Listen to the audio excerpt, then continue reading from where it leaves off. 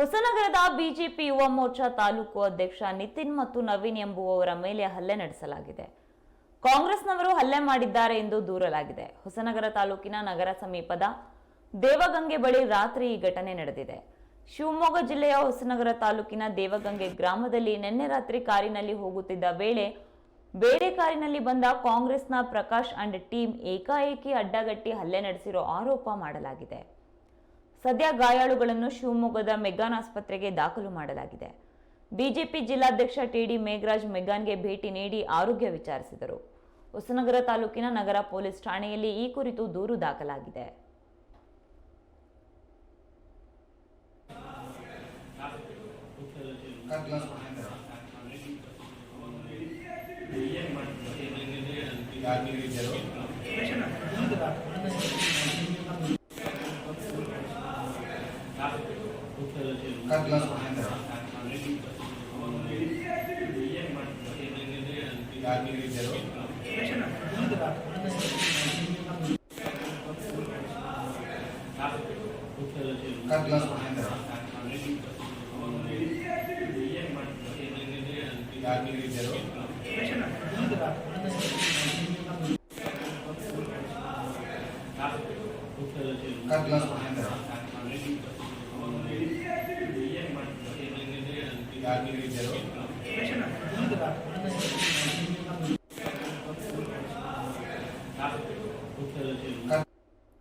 ಹೊಸನಗರದ BJP Yuva Morcha taluk ಅಧ್ಯಕ್ಷ ನಿತಿನ್ ಹಾಗೂ ನವೀನ್ ಎಂಬುವವರ ಮೇಲೆ ಹಲ್ಲೆ ನಡೆಸಲಾಗಿದೆ.